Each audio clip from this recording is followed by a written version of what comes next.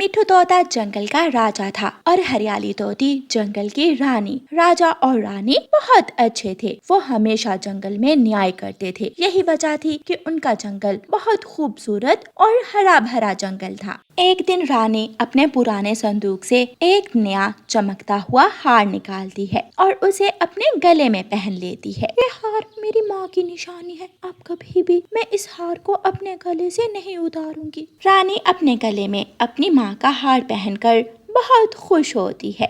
एक दिन राजा और रानी जंगल घूमने जा रहे थे, साथ सिपाही भी। जाते जाते रास्ते में रानी का हार रास्ते में गिर जाता है। रानू चिड़िया एक पेड़ की डाल पर बैठी हुई थी। वो रानी का हार उठा लेती है। राजा और रानी दूर निकल जाते हैं। अरे ये तो रानी का हार है, ये तो गिर गया। मैं शाम को राजा जी के महल जाऊंगी और ये हार लुटा दूंगी।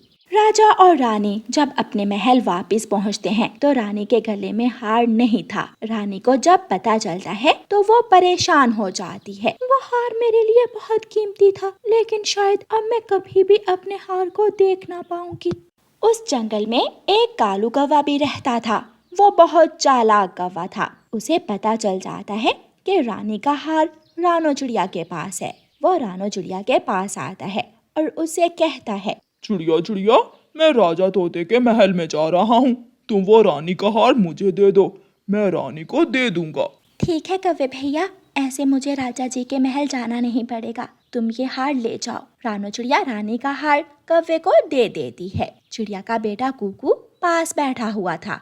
वो अपनी मम्मा से कहता है, मम्मा ये कौवा कुछ भी कर सकता है, आपको ये हार रानी को खुद देने जाना चाहिए। ना ना, मैं यहाँ से उड़ूंगा और सीधा राजा जी के महल में जाऊंगा।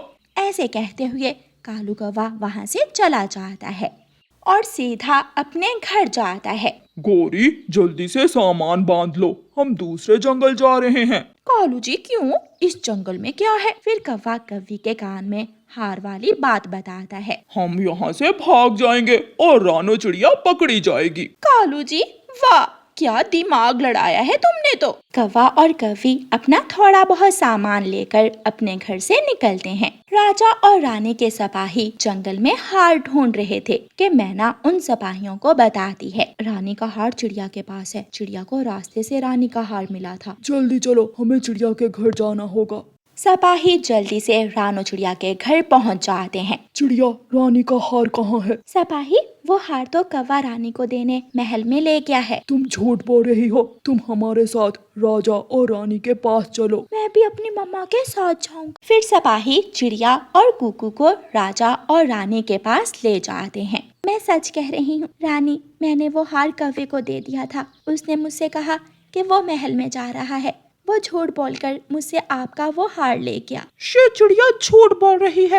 राजा जी, मेरी मम्मा ने कभी जीवन में झूठ नहीं बोला। आप हमें एक मौका दें ताकि हम उन कौवों को पकड़कर यहाँ ला सकें, ताकि तुम दोनों भाग जाओ और दोबारा हमें कभी ना दिखो। मेरी मम्मा यहाँ रहेगी और आप मुझे जाने की इजाजत दें। मैं उन कौवों को ढूंढ कर लाऊंगा। राजा मान जाता है और कुकू एक सिपाही साथ लेकर कौवों की खोज में निकलता है। कुकू उड़ता हुआ सीधा कौवे के मामा जी के घर जाता है। मामा जी, क्या आपका भांजा यहाँ आया है? सिपाही को देखकर कालू कौवे का मामा जी डर जाता है। नो नो, कालू यहाँ नहीं आया। मामा जी, अगर आप मुझे बताएंगे कि आपका भांजा कहाँ है तो मैं आपको राजा जी से इनाम लेकर दूंगा। इनाम का सुनकर कालू कौवे का मामा लालच में आ जाता है।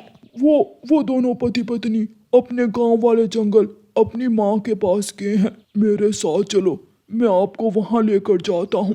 फिर कालू कौवे का मामा कुकू और सिपाही को कालू कौवे की माँ वाले जंगल लेकर उड़ता है। गोरी गोरी, हम ये हार बेचकर बाकी की जिंदगी ऐश से गुजारेंगे। पैसा ही पैसा होगा। मैं नया घर बनवाऊंगी और अपने घर में 7 नौकर रखूंगी। ये रहा कालू की माँ का घर। कुकू सिपाही को साथ लेकर घर में घुस जाता है। हार सामने पड़ा था। कुकू वो हार उठा लेता है। सिपाही, पकड़ लो इन दोनों चोर धोखेबाज कौवों को। सिपाही, हम तो ये हार लेकर राजा जी के पास जाने ही वाले थे। जल्दी से मेरे साथ चलो, वरना अभी जान से मार दूंगा। सिपाही और कुकू कौवों को साथ लेकर उड़ते हैं। मेरा इनाम, मेरा इनाम, मेरा इनाम तो मुझे देते जाओ। ऐसे कहते हुए कालू कौवे का मामा भी पीछे पीछे उड़ता है। ये रहा रानी का हार। रानी जी, हम गरीब पक्षी जरूर हैं, लेकिन बेईमान बुरे पक्षी नहीं हैं। कुकू और चिड़िया की ईमानदारी से राजा और रानी बहुत खुश होते हैं। मेरा बहादुर बेटा, मुझे गर्व है अपने बहादुर बेटे पर। फिर राजा रानो चिड़िया और कुकू को इनाम देता है और कौवों को उम्र भर के लिए जेल में डाल देता है। कालू कौवे का मामा रोता हुआ महल से चला जाता है। कालू जी, तुम्हारे मामा जी की वजह से हम जेल में हैं। गौरी, नहीं, हम दोनों अपने लालच की वजह से ही जेल में हैं। फिर दोनों कौवे रोते रहते हैं। प्यारे दोस्तों, इस कहानी को लाइक, अपने दोस्तों के साथ शेयर और चैनल को सब्सक्राइब करना बिल्कुल मत भूलना। आपका धन्यवाद।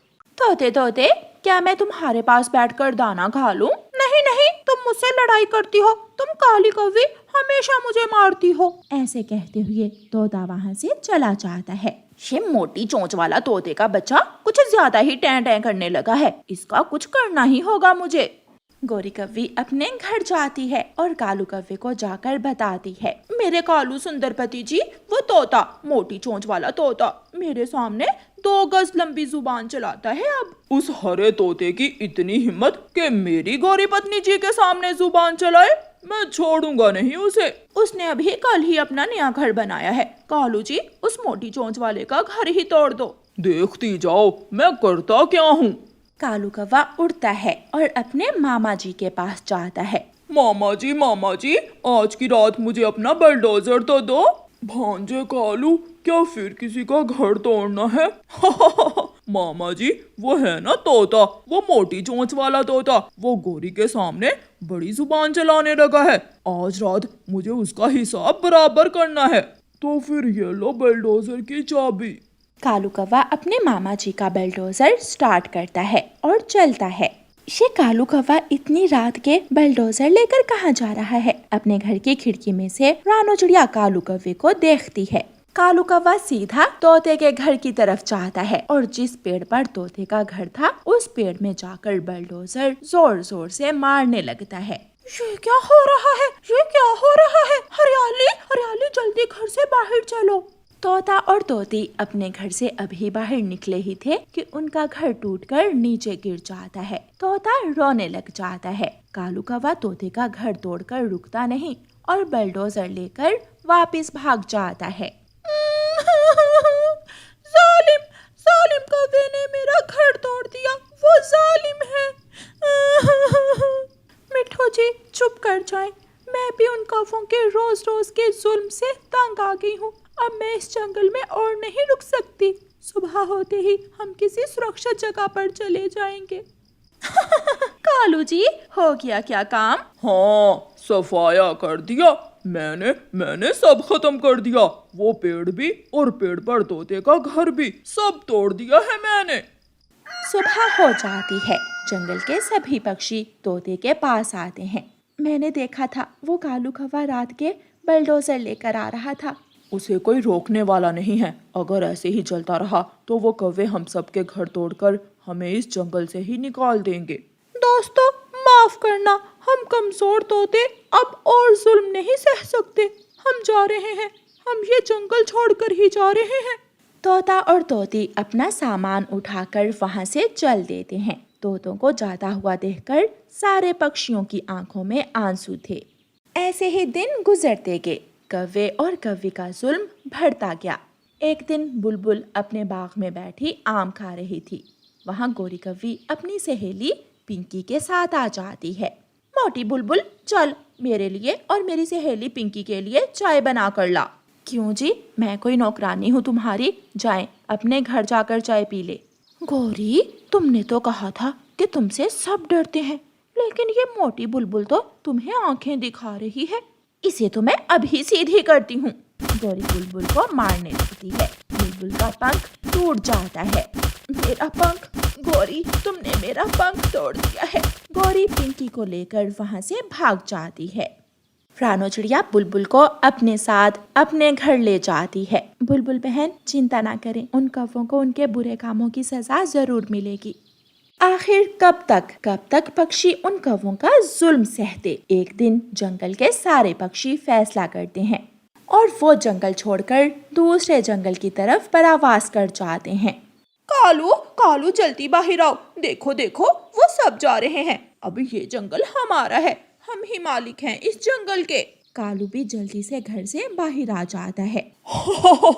अब आएगा असल मजा, इस जंगल के सारे फल अब हमारे, इस जंगल का सारा अनाज अब हुआ हमारा, कोई नहीं रहा है अब हमसे बांटने वाला। रानो चिड़िया दूसरे सारे पक्षियों को साथ लेकर सागर वाले जंगल में चली जाती है। वो जंगल सागर के किनारे था और उस जंगल में काफी सारे नारियल के पेड़ होने के कारण भोजन की कोई कमी ना थी। अब हम इस नए जंगल में अपने लिए घर बनाएंगे। मैं काट सकता हूँ, मैं अपनी तेज चोंच से नारियल के छिलके को काट सकता हूँ और हम नारियल के घर बनाकर आसानी से रह सकते हैं। फिर तोता ऐसे ही करता है और सबके लिए अलग अलग नारियल के घर बनाता है। 3 दिन बाद कौवा और कौवी पहाड़ों के पास बैठे मीठा फल खा रहे थे कि बारिश शुरू हो जाती है। कालू जी, मुझे तो बारिश में नहाने का बहुत मजा आ रहा है। नहाएंगे, खाएंगे और बारिश में मौज। कौवे ने अभी इतना ही कहा था कि ऊपर आसमान से तेज बिजली गिरती है और दोनों कौवे जलकर राख हो जाते हैं। प्रकृति ने न्याय कर दिया था। वो कौवे एक दूसरे पर जुल्म करते थे। वो बारिश में तेज बिजली से जलकर राख बन चुके थे। दूसरी तरफ बाकी पक्षी अपने अपने नारियल के घरों में सुरक्षित बैठे हुए बारिश के मौसम का आनंद ले रहे थे। तोते भैया कबूतर को साथ लेकर मेरे घर आ जाएं। मैंने आज खिचड़ी बनाई है, सब मिलकर खिचड़ी खाते हैं। रानो चिड़िया, बहुत अच्छा किया जो हमने वो जंगल छोड़ दिया, अब हमें इस जंगल में कोई डर नहीं है। बुलबुल भागी भागी चिड़िया के घर आती है। वो दोनों कौवे आसमानी बिजली से जलकर राख हो गए। हर जुल्म का हिसाब तो देना ही होता है। पक्षी जो करते हैं वो भरते हैं। प्यारे दोस्तों, इस कहानी को लाइक, अपने दोस्तों के साथ शेयर और चैनल को सब्सक्राइब करना बिल्कुल मत भूलना। आपका धन्यवाद। गुड़िया की सौतेली माँ गुड़िया पर बहुत अत्याचार करती थी।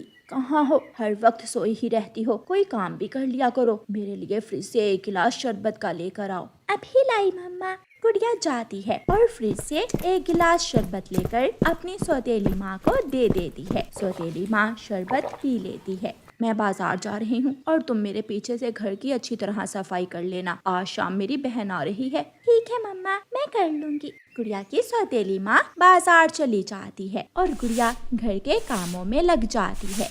एक बूढ़ी चिड़िया उड़ती हुई आती है और दरवाजे पर दस्तक देती है। कोई है इस घर में जो मुझ बूढ़ी माँ को ठंडा पानी पिलाए। शायद बाहर कोई है। गुड़िया दरवाजा खोलती है।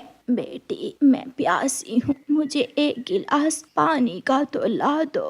मैं अभी लाई माँ जी। गुड़िया फ्रिज खोलती है। माँ जी को 1 गिलास शरबत का पिला देती हूँ, माँ जी खुश हो जाएंगी। गुड़िया शरबत का गिलास भरकर ले जाती है। माँ जी ले, ये मीठा लाल शरबत पी ले, आपकी प्यास बुझ जाएगी। बूढ़ी चिड़िया माँ ठंडा मीठा लाल शरबत पीकर बहुत खुश होती है और दुआएं देती हुई वहाँ से चली जाती है। गौरी कवि दूर बैठी ये सब देख रही थी। वो भागी भागी गुड़िया की सौतेली माँ के पास जाती है। तू यहाँ बैठी है और पीछे से तेरी सौतेली बेटी घर को उजाड़ रही है। क्या हुआ गौरी बहन, मुझे पूरी बात बताओ। लाल शरबत के गिलास भर भर कर आते जाते पक्षियों को पिला रही है वो। उस चिड़िया ने तो मुझे पागल बना रखा है, आज तो मैं उसके पंख ही काट दूंगी। गुड़िया की सौतेली माँ गुस्से में घर जाती है और पकड़कर गुड़िया को मारने लगती है। माँ, मैंने क्या किया है, मुझे छोड़ दे माँ। फिर पिलाएगी शरबत किसी रह जाते पक्षी को? नहीं पिलाऊंगी, मुझे छोड़ दे माँ जी, नहीं पिलाऊंगी, मुझे माफ कर दे। चल निकल, तू अभी के अभी मेरे घर से निकल जा। गुड़िया की सौतेली माँ गुड़िया को घर से निकाल देती है। गुड़िया छोटी थी, उसे तो अच्छी तरह जंगल के रास्तों का भी नहीं मालूम था। वो उड़ती रहती है और उड़ती उड़ती दूसरे जंगल पहुंच जाती है। वो वीरान जंगल था। दूर दूर तक कोई भी पक्षी वहाँ नहीं था। गुड़िया थक जाती है और एक जगह बैठ जाती है। गोरी, बहुत अच्छा किया तुमने जो मुझे उस मनहूस का बता दिया, वरना वो तो मेरे पीछे पीछे मेरा घर ही उजाड़ देती। अब कहाँ है वो तुम्हारी सौतेली बेटी? मैंने मार मार कर उसे घर से निकाल दिया है। बहुत अच्छा किया तुमने। रात हो जाती है। गुड़िया को बहुत डर लग रहा था। वो डर के मारे एक पेड़ के पीछे छुपकर बैठ जाती है। अंधेरा बढ़ गया था। दूर से आती हुई बूढ़ी चिड़िया को गुड़िया देख लेती है। गुड़िया जल्दी से उठकर बूढ़ी चिड़िया के पास जाती है। माँ जी, क्या आपने मुझे पहचाना है? हाँ बेटी, आप वही हो जिसने मुझे रास्ते में मीठा लाल शरबत पीने को दिया था। लेकिन बेटी, आप इतनी रात के इस वीरान जंगल में क्या कर रही हो? माँ जी, मेरी सौतेली माँ ने मुझे घर से निकाल दिया है। एक गिलास शरबत मैंने आपको क्या पिला दिया? मेरी माँ ने तो मुझे मार मार कर घर से ही निकाल दिया। मैं शर्मिंदा हूँ बेटी, मेरी वजह से तुम्हारी माँ ने तुझे घर से निकाल दिया। चलो तुम मेरे साथ चलो, वहाँ थोड़ी ही दूर मेरा घर है। फिर बूढ़ी चिड़िया गुड़िया को अपने साथ ले जाती है। ये घर मेरा है बेटी, मैं इस घर में अकेली ही रहती हूँ। आज से तुम मेरे साथ इसी घर में रहा करोगी। गुड़िया खुश हो जाती है और फिर उस बूढ़ी चिड़िया के साथ उसी घर में रहने लगती है। सुबह हो जाती है। गुड़िया बूढ़ी चिड़िया माँ के साथ जंगल जाती है। बेटी, इस वीरान जंगल में केवल ये एक ही नदी है पानी की। अगर पानी पीना हो तो तुम्हें यहाँ आना है। चलो अब मैं तुम्हें भोजन की जानकारी भी देती हूँ। फिर बूढ़ी चिड़िया गुड़िया को जंगल की दूसरी तरफ ले जाती है। वहाँ एक पुराना कुआं था। कुएं के पास एक फलदार पेड़ था जिस पर मीठे फल लगे हुए थे। माँ जी, क्या मैं इस पेड़ से फल खा लूं? हाँ बेटी, ये फल हमारे ही हैं, कोई दूसरा पक्षी नहीं है इन फलों को खाने वाला। दिन गुजरते गए और गुड़िया बूढ़ी माँ के साथ घुल मिल गई। अब तो गुड़िया उस घर को अपना घर ही समझने लगी थी। 15 दिनों बाद गुड़िया की सौतेली माँ अपने घर के बाहर बैठी हुई थी कि तोता वहाँ आता है। बहन जी, मैं आपकी माँ वाले जंगल से आया हूँ। आपकी माँ बहुत बीमार है, वो आपको बुला रही है। ये सुनकर गुड़िया की सौतेली माँ रोने लग जाती है। मैं अभी ही जाती हूँ अपनी माँ को देखने। गुड़िया की सौतेली माँ उड़ती है। वो उड़ती उड़ती उसी वीरान जंगल में पहुँच जाती है जिस जंगल में गुड़िया रहती थी। गुड़िया की सौतेली माँ थक जाती है, उसे प्यास लग जाती है। वो इधर उधर देखती है लेकिन कहीं भी पानी नहीं था। गुड़िया की सौतेली माँ चकरा कर गिर जाती है। थोड़ी ही देर बाद गुड़िया और बूढ़ी माँ वहाँ आ जाती हैं। माँ जी, ये तो मेरी सौतेली माँ है। बेटी, जल्दी से घर जाओ और घर से ठंडा पानी लेकर आओ। गुड़िया घर जाती है और घर से ठंडा पानी लेकर आती है। वो अपनी माँ को पानी पिलाती है और थोड़ी ही देर बाद गुड़िया की सौतेली माँ अपनी आंखें खोलती है। गुड़िया, तुम यहाँ हो? हाँ माँ, लेकिन यहाँ मुझे कोई मारने वाला नहीं है। अगर मैं किसी को पानी भी पिला दूँ तो फिर भी मुझे कोई नहीं मारेगा। गुड़िया बेटी, हमेशा ऐसे ही प्यासों को पानी पिलाती रहना। मैं वही चिड़िया हूँ जिसको उस दिन गुड़िया ने पानी पिलाया था। गुड़िया बेटी, मुझे माफ कर दो, मैं किसी की बातों में आ गई थी। मेरे साथ घर वापस चलो। माँ, मैं यहाँ बहुत खुश हूँ। माफ करना माँ, मैं आपके साथ नहीं जा सकती। फिर गुड़िया बूढ़ी माँ के साथ वहाँ से चली जाती है और गुड़िया की सौतेली माँ उसे देखती रह जाती है। प्यारे दोस्तों, इस कहानी को लाइक, अपने दोस्तों के साथ शेयर और चैनल को सब्सक्राइब करना बिल्कुल मत भूलना। आपका धन्यवाद।